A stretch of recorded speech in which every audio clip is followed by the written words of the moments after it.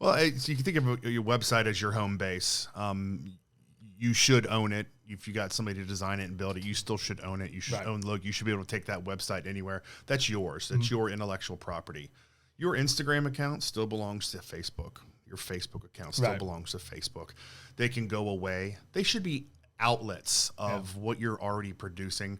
Again, it's a mindset of whether you believe a website is essential to building your brand online or not.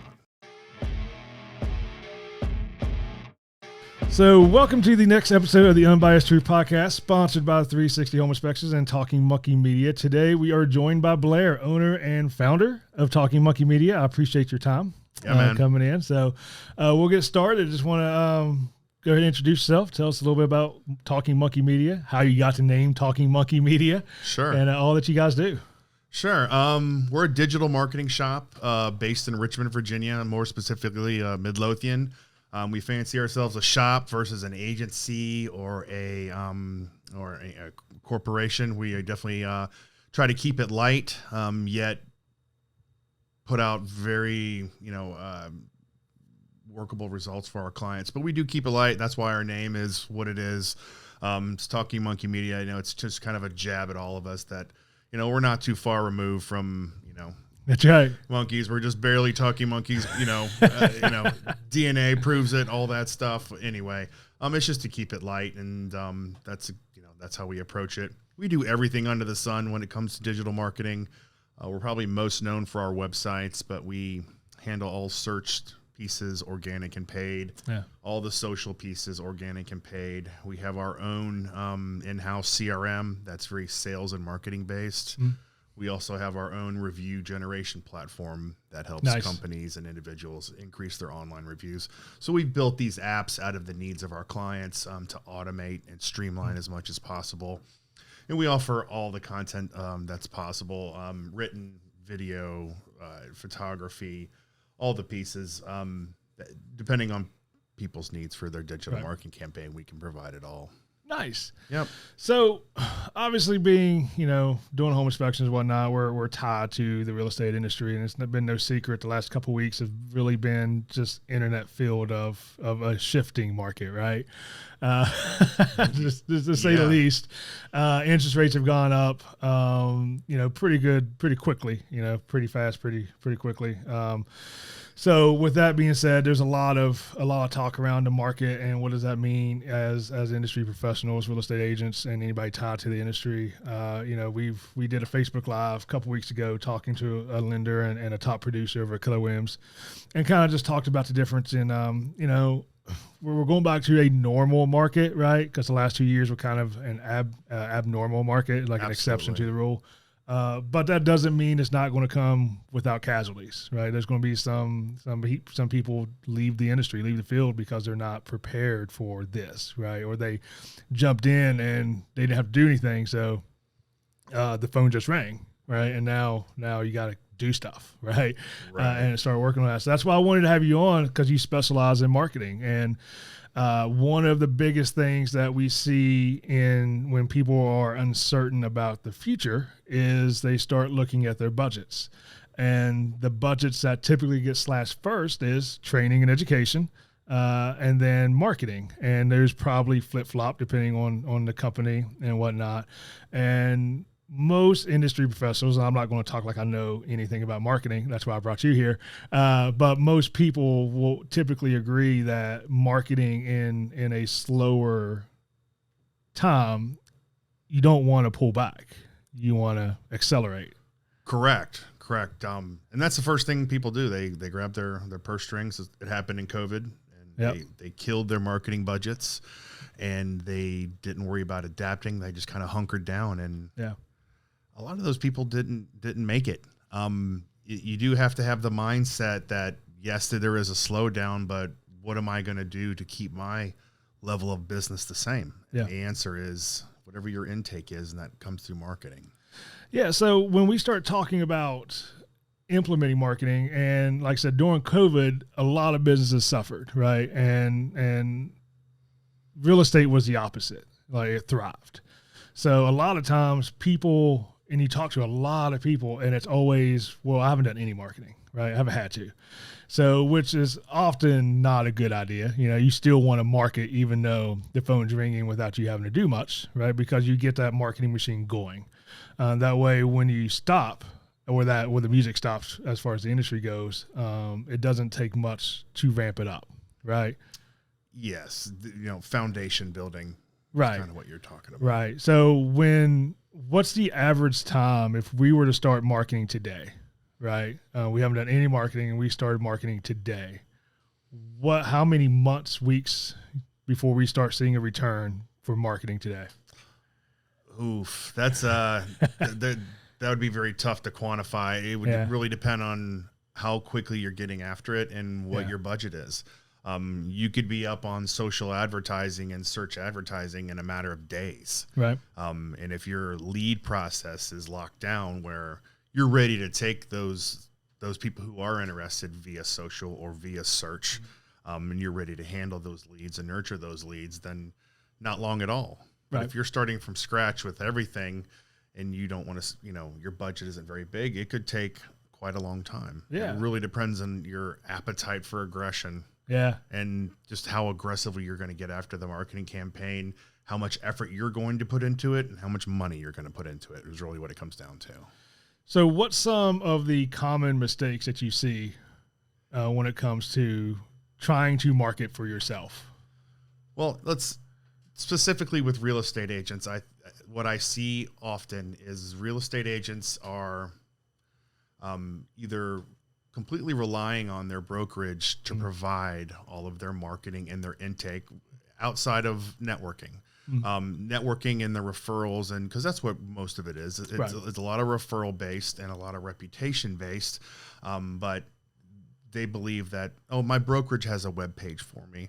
My brokerage handles this for me.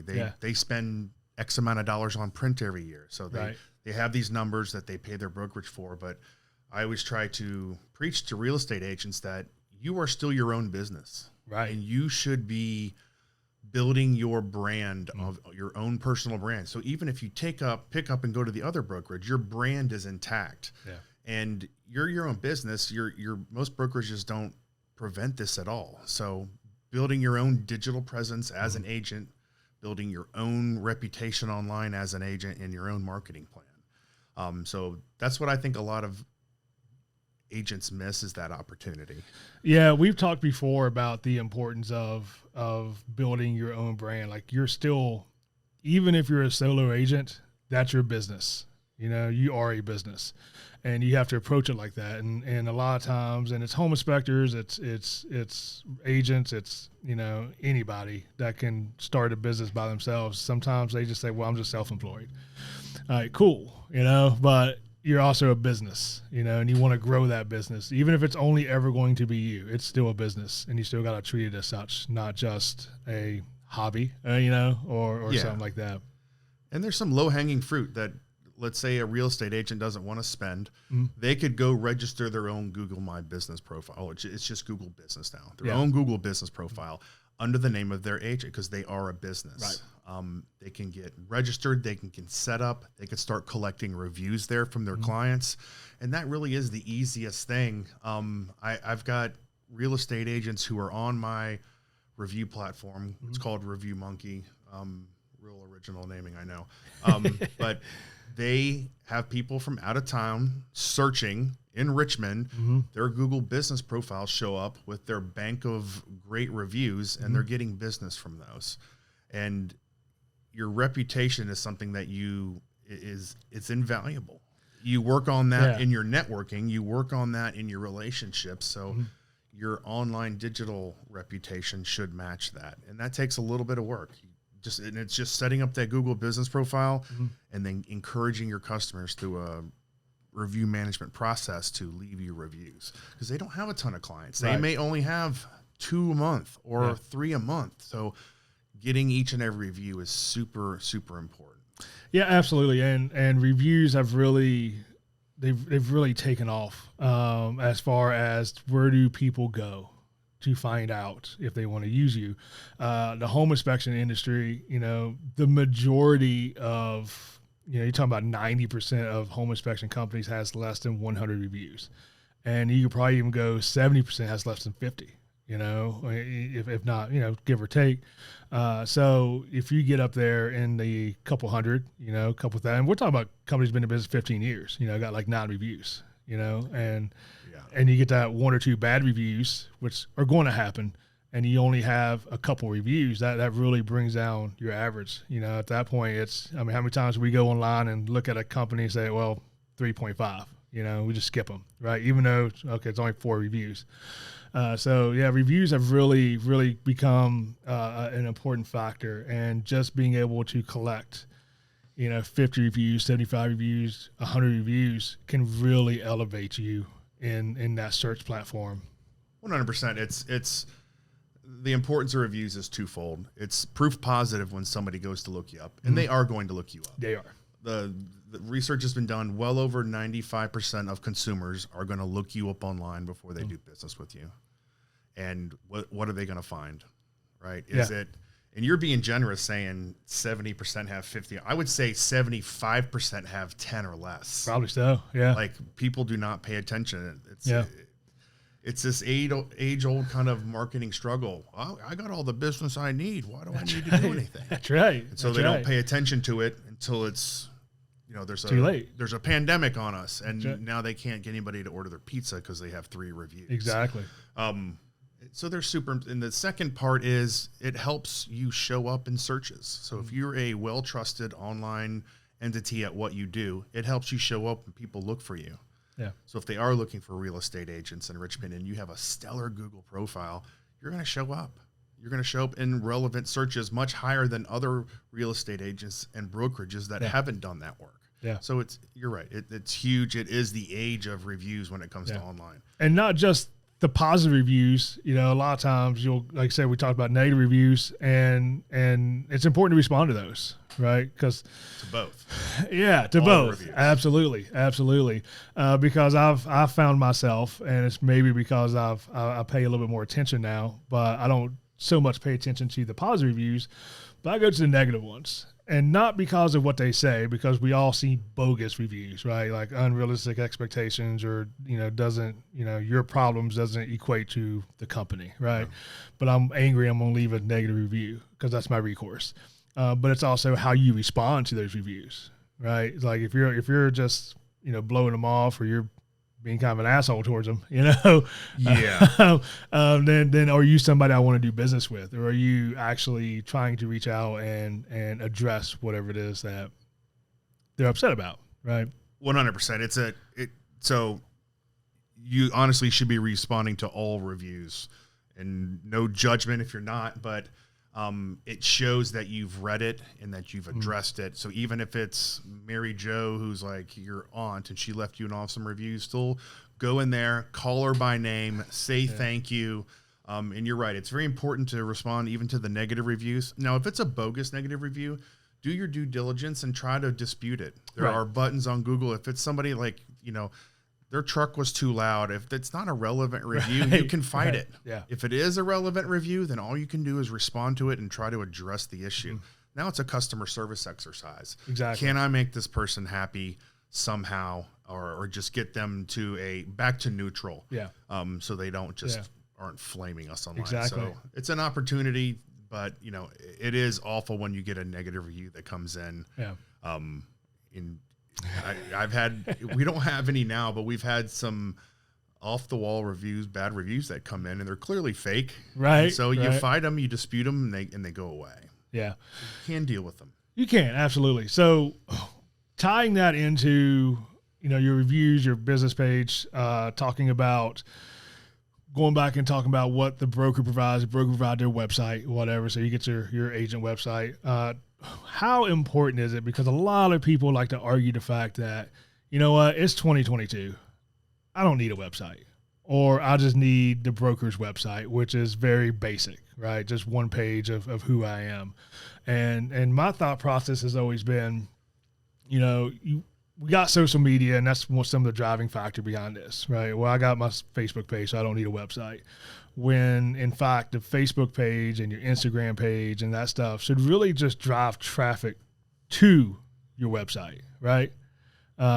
Same thing with your Google business page. You have all these reviews. Well, I want to see, is this do they do this, just make it up as they go? Or so I want to click on their website, and see if it's a professional website, see what kind of content they're putting out. How does it read? So what's your thoughts on that, on websites, as we've entered this and been in this social media where everybody goes to social media and use that as their business platform? It's a mindset. Right. Okay. If there's an agent who says, well, I do great on Instagram, I don't need a website, I'm not going to try to convince that person. Right. Otherwise. They don't see the value in it. Now if I have done agent websites, I've done husband and wife team websites, because they're looking to increase the value of their average customer. They're busy, but they want their average customer to be a higher end home buyer, after those bigger homes, after those bigger experiences. And so they have to have the presence to match that level of, let's say, luxury, or competence, or, they want to see that you've written blogs about Richmond and this neighborhood and this and that, that you're over the top educated. So are you trying to be good enough, or are you trying to continually up the ante and increase your commissions per sale, keeping the same amount of sales per year, just increasing the quality of that customer? It's really a mindset thing. It is. And I think what a lot of people don't pay attention to is that Instagram's great. TikTok's great. Facebook's fine, but they all have their place, and they all are designed to reach a different audience in a different way. Right. And the same thing with websites. Well, so you can think of your website as your home base. You should own it. If you got somebody to design it and build it, you still should own it. You should own. Look, you should be able to take that website anywhere. That's yours. That's your intellectual property. Your Instagram account still belongs to Facebook. Your Facebook account still belongs to Facebook. They can go away. They should be outlets of what you're already producing. Again, it's a mindset of whether you believe a website is essential to building your brand online or not. Especially in today's time, you go to Facebook jail for something that was posted 15 years ago, and now you don't have access to your stuff, for 30 days. And now what are you going to do? What's driving the traffic? Where are you capturing leads and things like that when you can't get there, Putting your eggs all in one basket or in somebody else's basket is how I put it. Like, if all your eggs are in somebody else's basket, that doesn't worry you. It should. Right. Yeah, because it's been shown that, all of a sudden, I ain't seen so-and-so in a while, and 30 days later, they pop back up, out of Facebook. Yeah. There's shadow banning, too, where you don't actually get banned. You just stop getting getting exposure. On your content gets dropped in the newsfeed. And it's an anomaly that nobody can explain. They won't admit it. It happens on Instagram. They won't admit it, but people who put out posts that normally get 1 million views, okay, I'm only getting 100K now. Something is off. Yeah. So talking about leveraging some of this stuff. So one, when it comes time, you can always there's some things you can do your own, right? And before we get into that, let's say listening to Gary Vee, some of his books and whatnot.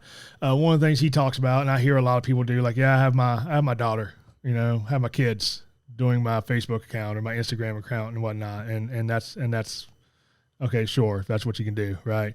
But what's the importance of having somebody professional, right? Whether you hire a Courtney, to come in and do it like we have, or hiring a company like yours, or both, whatever, to collaborate and whatnot.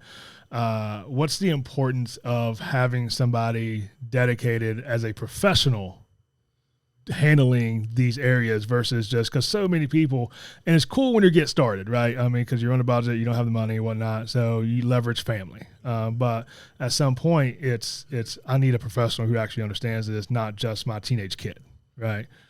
So what's the importance of getting past that phase? It really depends if it's something you like to do. Because there are real estate agents out there that do great on social, and they do it themselves because they're good at it and they enjoy it. My friend Jeanette Pulley absolutely kills it on Instagram. You go look at her followers. It's quite impressive for a local real estate agent. She does all of it. And she's, she rarely posts about real estate. Yeah. But when she does, there's a lot of people paying attention. Yeah. But if you can't stand it and you don't get it, you don't get I don't understand social media, then it's still, you need to have it done. So then it's time to hire somebody. You work on the things that you enjoy and you like and you're good at, and you outsource the rest when possible. Because, I don't do accounting. I would never, I've done it. That's going to get outsourced every single time. Yeah. But there's certain things that I'm good at. I don't like doing our own social. My right-hand guy does our social. It all depends, if it's your app. The end point is getting it done one way or the other. Yeah. So what's some ways you can leverage social media and whatnot, the various different types of social media, if you're comfortable with it and you're doing it, to get the most exposure, get the most return on that investment? Because not really I say return on investment, but it's really, for the most part, it's all free, right? There's paid advertising, sure, it's your time. but but monetary, it's free. So that's a great way to leverage some marketing, especially if you don't have the budget to hire somebody. And so here's the kind of the two things I see that real estate agents do wrong on social media. Some will just post their listings and kind of things to back up, real estate sales and articles about that. And again, Jeanette Pulley is a great example where she posts about what she's doing and cool things going on in the city. She's building her brand, and brilliantly, by building that personality versus just trying to say, here's a house for sale, here's a house for sale. Yeah. It's give, and then every now and then you ask. Yeah. And when I say give, is you're giving helpful content. You're making people's day brighter. You're sharing something personal. And then every now and then, okay, here's a house I have for sale. Or here's a listing I have coming up. Yeah. In being, education's a good thing to give, as long as it's not like an article just written to say you should buy a house in a different way. Right. And the other thing I see right now, and this is probably not going to be a popular statement among real estate agents, is I see a lot of real estate agents trying to, what they perceive, convince people that aren't ready to buy a house to do so by saying it's still a good time. Right. What did I heard this, marry the house, date the rate. Yeah. I saw that today. So there's a big kind of statement in marketing that you focus on the people who are aligned with you. Right. You aren't going to change somebody's financial bias or their situation or their aversion to risk through a social post. Right. Those are objections that you deal with in the sales process. Right. But you're looking for people who are aligned with you, that are looking for a house, and I know that's easy to say because there's fewer and fewer people because of the market, but they're focused on this message like it's still okay. It's okay for some people. Right. A lot of people, it's not. Right. You're not going to make that. You're not going to convince somebody otherwise, and then make them align with your thought process by a social post. So focus on finding and aligning with those people that are in the same mindset as you, and then educating them. And then if they come into the sales process, that's when you deal with the objections. Right. Okay, the rate's really high. Okay, well, let me show you on paper, what it means long-term and how much, posting payment rates and stuff online and using that to convince people. I find it off-putting. Yeah, and Facebook and in general, social media, you have a lot of, it's not a place for in-depth conversations, right? And a lot of people try to have in-depth conversations. Like you said, I'm going to post this pictogram of this or this meme of this and try to convince people otherwise when, you're right, you can't have those conversations, right? It's impossible to have those conversations. We see it all the time, whether it's political, whether it's whatever, somebody will post something and all of a sudden, like, it's just not the place for it, You want to bring post stuff that gets people interested in wanting to talk to you. And then once you talk to them, you have that in-depth conversation. That way you can spread it all out on the kitchen table. This is what all this means, and this is where we are. And exactly. Yeah. You just want to get them in the door. I don't spend any time myself. We were talking about people who believe they need marketing, who they don't. Like the people who don't believe, I'm not aligned with that. So I don't try to convince this person that has tons of business and doesn't see any need. Okay. Okay, cool. I can't help you. I can't, I'm not going to convince you. I'm not a good salesperson, but I can solve the needs of the people who are in that bucket very well. And that's my opinion, is how you do it. Right. So moving from, like I said, we got social media for the most part, other than the time is free, until you start getting into you can do paid ads and things like that. Yep. And my experience has been Facebook is typically the most bang for your buck when it comes to your paid advertising because of how it's set up. You can get your target audience and things like that. I see a lot of people go to Google and they do the Google ads, or I don't know if they changed the name. It's Google Ads. Still Google Ads this week. Okay. That's right. They do the pay-per-click campaign, and they say, well, I can do that myself. And cool, but a lot of people don't understand how that works. So what's your take on doing Google ad campaigns, pay-per-click campaigns, Facebook, all that stuff, and investing in that, your ability to do it yourself versus maybe it's time to hire a professional for some of that stuff? Yeah, so there's two different kinds of approaches to this. When you go to Google Ads to advertise, you are working off of people's search results or the topic of what they happen to be searching. Right. So if somebody is searching for a real estate agent in Richmond, Virginia, you can create an ad and a keyword that triggers that ad, and you pay every time somebody clicks on it. Whereas Facebook and social, you're more targeting towards demographic, you're targeting towards geographic, and you're targeting possibly on customer lists that you fed into it. But it's just a different kind of approach to getting in front of people. Yeah. But it's very effective for the right campaign. You can go in and do targeting by how much people make. And so I only want to target people who make $1 million more and start talking to them about real estate. And it's a lot more branding centric on social too. You're getting your image and your brand, unless you're trying to, sell something directly on Facebook, and there are products that work for that. If I target all my tennis enthusiasts with a special tennis elbow wrap as my elbow pops, then that's one way, a very specific niche product. Yeah. But one is reactive, one is more proactive. So the search stuff is reactive to what people are actually typing in that search bar, or they have at some point. Right. It really depends. And it's also, I think, important to understand, like for Google, your pay-per-clicks, it depends on your competition too, right? Yeah, so, you're in a bidding system versus other people. Right. So, like when I first started home inspections, there was only, one or two companies doing Google ads. So the cost per click was very low. Mm-hmm. And as we started getting an influx of home inspectors, because the market, blew up and we were getting busy, so everybody thought easy money. And then all of a sudden, every time I go to Google, there's a different home inspection company. So that space became very crowded very quick. And now your cost per click is, $20, $50, $75 just to get a click. And doesn't equate to a conversion. Right.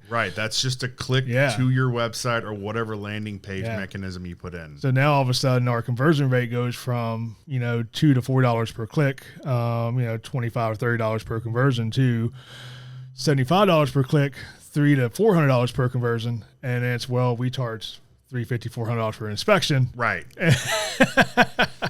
Yeah. So we're working for free. Exactly. So I think it's also important to understand, Facebook ads doesn't really have that problem, right? Well, no, you're still competing against other people, and like if you're competing against other people that are trying to run ads in that same demographic, right? But it's not a 1, 2, 3 order like it is on Google. Yeah, and you're talking about the conversion metrics, which have to go with any of these campaigns. Yeah. You have to be able to track end to end what you're spending and what your conversion rate is. And there's a lot of kind of calculation and science behind it. And it sounds like you know what I'm talking about. Yeah. Like this click, it cost me $2. I get a conversion out of every 15 clicks. So, that conversion rate, my cost, and all that. So you have to know all that downline. Yeah. If you don't have those pieces in order and you start a paid campaign, you're going to have a bad time. You are, because Google is more than happy to take your money without telling you you're not competitive at all. So you're still spending money even if you're not competitive, because and then you get those, when we started doing it for a little bit, you'll get those phone calls in the home inspection industry, for example. Hey, I'm trying to reach somebody from codes and compliance. Yeah, nope. Oh, this isn't Chesterfield County? Nope, it's not. But I paid for that. So there's a lot of finessing, negative words, positive words, all that stuff. So you're not popping up in places you shouldn't be popping up. Hey, I need to report my neighbor for code compliance because, or whatever, it's like, that's cool. Wrong number, Yeah. The skill level for Facebook ads is much lower. Yeah. You can get into trouble on Google ads very quickly. Yes, you can. Because, not to get into too much nerd, but there's match type. There's 3 different ways you can match a keyword or a phrase that somebody puts in. Yeah. There's broad, phrase, and exact. And depending on what you tell Google, which way you want to show up or match, it can be very loose with its interpretations. Yeah. I would not recommend anybody use broad match whatsoever. They're going to turn up your budget, and you're going to be spending money on clicks that have nothing to do with what you do. Yeah. Phrase match is what I tell people they should do, because that works for exact or phrase. This is a much longer topic, but absolutely, you can get into trouble on Google ads if you don't know what you're doing at least a little bit. So be wary to anybody out there. At least get a little bit of help when setting this up. Make sure you have a tight daily budget so it doesn't run out of control. And the same thing with Facebook. Watch that budget. You can always go back and bump the budget. Yeah. So, start small, see how it works, work your way up. Be careful. Yeah, because like I said, they're happy to take your money, and you don't check it for 4 days, and you didn't set your budget, and all of a sudden you're $3,000 in the hole. And shame on Google for allowing that, because everybody I've ever talked to, we tried Google Ads and we got screwed. Yep. Yeah, you did, but it's still then it's hard to convince them it's a viable platform if you use it right, or if you control measures in place and things like that. Absolutely. Why didn't they tell us? I don't know. Yeah. You can call them and ask them, but so diving a little bit more deeper into that, all of this centers around, I won't say centers around, but SEO, search engine optimization, campaigns, ad campaigns, content, things like that. So what's your take on the importance of SEO? And of course, SEO, I'm sure, is tied into your internet presence, right? Yeah, absolutely. Yeah. So SEO is the measure of 2 things, or the optimization of 2 activities. How you show up when somebody looks at your company, number 1, and then 2, how you show up, or more importantly, where you show up when people Google what you do for the area that you do it in. So for your case, we're in Chester, home inspections, Chester, Virginia. You're probably going to rank rather high organically because you're in the town, you do what you do, you've got good reviews, all those pieces. You really have to do the research beforehand. SEO isn't good for everybody. A lot of companies work in areas that don't have a lot of search traffic. Right. There's no point in doing a ton of SEO for specific terms if you don't, if you sell blue widgets and nobody in Richmond is searching blue widgets. Most people's business, they are being searched one way or the other, so it is a relevant exercise. At a minimum, getting your Google business in order and your website in order, that's the first half of SEO. When people do look you up before they do business with you, how you show up. Is your Google business, is it filled out? Is your logo there? Are your hours there? Can I click on the website? Have you done all the things to fill that out? And then when I click on your website, does your website match your brand? Yeah. That's the first piece of optimization. Then you work on working on specific terms, figuring out which terms, number one, are carrying traffic and are of the intent that you want. A lot of people are looking up your terms for an educational. They're trying to learn. They're not trying to buy. So figuring out which keywords by intent, are they looking to purchase or are they looking to be commercial keywords? Figuring out those keywords and then focusing on those, improving it through content and other optimizations. So how important is it? So we have our website set up, right? And we're trying to improve our SEO. And I think one of the things that we can do to do that is there's all these sites out there, right? Whether it's, you don't have to participate in them. So before anybody yells at me for suggesting like Angie's List and things like that. But it's a place to create profiles, right? Your business profiles, alignable, your Facebook, your Instagram, your LinkedIn, all those social areas, and then all these other places that your Chamber of Commerce, if you're a member of it, right? Because they give you a business page. And these are all just places to put your links, right? To put your website links and all that stuff. And that increases or helps your SEO, right? Absolutely. In the local SEO world, they're called citations, but they're just business listings. Yeah. And so there's, Google business just happens to be the biggest business listing there is. So under that, there's Yahoo, there's Bing, there's all the ones you kind of mentioned. Each time you fill out one of those and claim your profile, Google takes you just a little bit more seriously because you've added accurate information, you filled that out, and now you have more consistent information across the internet. What the big piece of those now is the voice listings. You have to make sure that you have an optimized listing for Alexa, for Google Business, for Google Assistant, Siri, all the voice things that people are using now, which is becoming more and more prevalent. You need to be listed on those as well. Didn't even think about that. That's a job for Courtney. To start doing that. So those all help and they're just a manual process. That's just, taking half a day and going to all the different, Yelp and there's still a yellowpages.com, and it's a place just to, again, they'll call you once and ask if you want to subscribe, which you say no, but it's just a place to list your business. And if you're in Richmond, there's local business listings are great. You can go to, I think it's richmond.com, and you can do a business listing there, and then figuring out the ones that are specific to your niche. So after you hit the big ones, Yahoo, Bing, Yelp, Google, all those, then you go to your local listings, try to find those there, and then you search ones for your business. So for you, it'd be Angie's List, Thumbnail, Home Advisors, Charges. There's a handful for home services because we have several home services SEO clients. We've got a punch list of free listings that we go down, but they only take you so far. The real SEO comes in with content and then backlinks back to your site. That's kind of the real measure, is how, and your reviews are a big part. So out of all the indicators, I would say it's your content on your site, your reviews, and then your backlinks, which is how many people are linking back to you. Right. And it's a heavy, well, I won't say heavy, it's a steady flow of reviews, right? So if I use Monkey Reviews, right, and I get all these reviews and I stop, right, for 6 months and I don't get any reviews because I'm satisfied. I got more reviews than everybody. I'm satisfied. I don't need any more reviews, and then I don't capture that. That affects it, right? Absolutely. Consistency is key. They call it review velocity, and there's also a backlink velocity.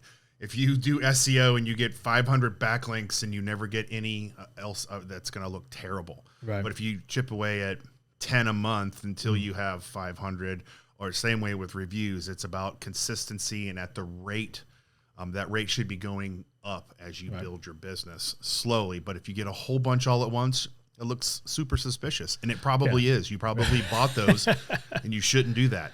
Yeah, that's a great point. Yeah, go ahead and speak on that real quick. Well, I mean, you can spot a fake review a mile away. You can spot them on Amazon, and you can certainly spot them on Google. They got a lot of keywords stuffed in them. They're from a name that is maybe offshore.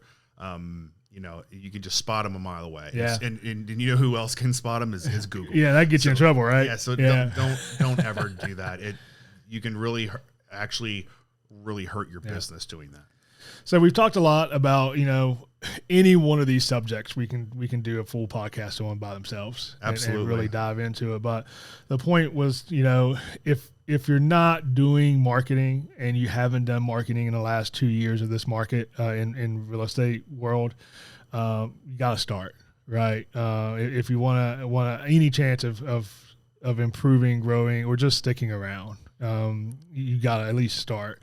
And we've talked a lot of places where realtors can do it for free.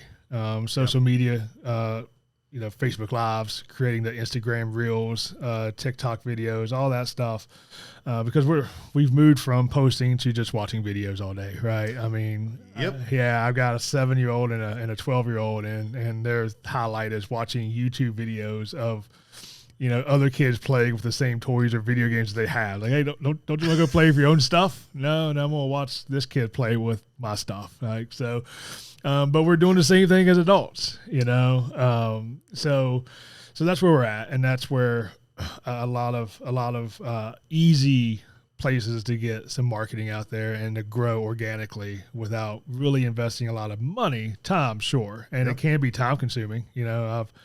I sit there in the morning when I wake up, and that's when I do all the social media posting. And then, we've added Instagram and things like that. And then you go, well, I want to do a really cool Canva post because Courtney made me get Canva. And then all of a sudden it's taking like an hour to post everywhere, So something you want to say over there? Dude, I love Canva. It's great. I use Canva for a lot of templates and stuff like that. Yeah. It's good. Nice because it's just drag and drop, and then it automatically formats for you. Yeah. Where Photoshop is a little bit more time consuming, and you have to actually know hotkeys and stuff for that. Where Canva, it's just drag and drop everything. Yeah. Anyways, I asked her what Adobe products we needed, and she's like, well, I need this and this. And then we got the software, right? So, Adobe's, it's subscription based now. It's like everything else. Creative Cloud. Yeah. And then it's like, well, I need Canva. Like, no, we got Adobe. Well, Canva's easier to figure out Adobe. We're paying for it. And then a week later, we got Canva. So I lost. I just got to complain enough. And then it's usually how this works. So it's worth it. Yeah. It's worth it, boss. Yeah. I tell her every now and then, let's pretend for a second I'm in charge. Yeah. Just for a second, let's pretend that I'm in charge of this place. I'm not, but yeah, we got a lot of good tips for, like I said, some of the free stuff that you can do. But at some point, when do you think is important? Where do you think is a pivot point for people to go from, I'm kind of maxed out, and I need to go to the next level, and I need to call Talking Monkey. Right. And so it's, and this is the evolution of a business, is you start doing everything yourself. Yeah. Right. Wix is a fantastic do-it-yourself website platform. It is templates and themes, but you can create a really decent website on Wix, and they're SEO friendly. You can do your own Google business. So there's a lot of things, and you can do your own social. It's just a matter of when you become busy enough that you should start outsourcing these things and working on the business versus in it. That's right. That's not used ad nauseum, but that really is. And you contact somebody that's from your trusted group to help you with those things. Yeah. Obviously, we're in that hat in Richmond. We're an established media company in Richmond, but there's other people that do what we do as well. So figuring out what that point is. Don't bang your head against the wall or just skip those activities because they're a pain. Let somebody handle it for you, and it'll be a big relief off your chest. And you should be, once you're an established company, you should be at a minimum 5 to 10% of your revenue should be in a marketing budget of some kind. Right, you should be setting those dollars aside if you plan to thrive and you plan to grow and plan to be recession proof. Because that's what they say we're facing. We'll see. Who knows?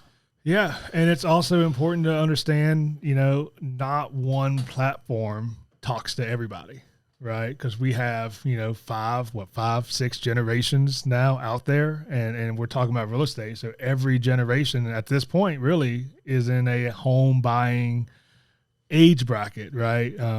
So, the baby boomers don't get on Instagram and TikTok, right? So if that's your thing, is just TikTok, you may not reach that clientele or that potential clientele. And so not everybody checks email, as I look at Courtney. I've gotten better. So newsletters and things like that may not get you the traction with a whole generation that's coming up and will be in a home buying, because it's not like they're just going to flip a switch, right? Like, oh, you know what? I'm going to start checking my email today. No, that's not how that works. So you really got to be diversified in how you market and not just, pigeonhole yourself into just, well, I'll just do Facebook. Yep. And as much as I don't want to do TikTok, at some point we're going to have to move into that space because it's undeniable, right? It generates a lot of traffic. It does. It is a huge force right now. Yeah. And all the other social platforms are scrambling, trying to figure out how to compete. Yeah. Yeah. Hence Instagram Reels. Which Facebook, what are they called on Facebook? They're the same thing. It's the same thing. Yeah. But you'll notice that content wise, that TikTok's algorithm is light years ahead of Facebook's on serving content that's relevant to your interest. Yeah. It's insane. Scary. Yeah. What shows up on TikTok out of nowhere for no reason. Not that I have TikTok. I won't admit that. But I've heard that the algorithm is just, so they're scrambling. So finding that niche, your niche on TikTok is huge, especially for something, because you guys have very cool content. Yeah. You can show up and show a jacked up electrical wiring right by a plumbing pipe. Yeah. And everybody's like, oh my God, like that kind of stuff is going to do well on TikTok. Yeah. And that's where you really got to figure out, you're going back to what content works, right? Because I've seen home inspection companies that got 5 times as many followers as we do, and they get 0 engagement because it's the wrong type of content, to where we post some, bottle jack holding up an entire house, and all of a sudden, and that's what's getting the engagement and the likes and the comments and whatnot, So, so it's really understanding your niche and leveraging that to what people want to see. We all have parts of our jobs that's boring. We all have, a lot. Sometimes, like you said, new listing, all right, cool, but. Some of the agents that I work with, they post a lot of stuff they find on showings, not pre-home inspection. Like, well, check this out. I got a bathroom in a bathroom, Right. You get a view into different looks inside of a house, both gorgeous and jacked up. Yeah, exactly. Like, without, embarrassing anybody, you can show this bathroom that's got like velour on the walls or something like that. It's what in the world, like that's perfect content for you and real estate agents. Or the canary yellow 1960s oven and a dishwasher set, so there was this house that got really popular for like Twitch streamers and things, where you had to do like a scavenger hunt because this house was filled with things on Zillow, and it was super popular and a trend to just go through this house on the map. Yeah, well, there was one not too long ago that it was a house for sale, and it came with a squatter. Like somebody was living in the basement. Like, it advertised like the squatter comes with the house, and that circulated a little bit, and the house sold with the squatter. Like, that was like a legit thing, and it made no sense. Wow, the housing market. Wow, right. What's your highest bid? Well, we'll take the squatter. We'll give you $20,000 above, waive inspection, and take the squatter. Sold. Somebody must know how to deal with it. So, well, we covered a lot of things. I appreciate all the advice. I appreciate helping. We're coming on just throwing out some words of wisdom, on how to navigate some of this stuff. So if people want to utilize Talking Monkey Media, how do they get a hold of you? I'm on LinkedIn. I'm on Facebook. We have our website, of course. It's talkingmonkeymedia.com. We've got contact forms on there. We've got a phone number. And if they want to reach out to you, obviously, I'm sure you could pass them along. Absolutely. I'm quite visible, and especially in this community. So Blair Neher, the last name's Neher. That's it. Well, I appreciate it, man. I've taken up enough of your time, and I ready to get the weekend started. Me on. It's a pleasure. And again, like I told you, I used to do this myself, so I get it, and I love, giving back to all. I've been on the other side a lot. So it's good to be on this side and to give back a little bit and to do this again. So thank you. I appreciate it, man. Thanks. All right.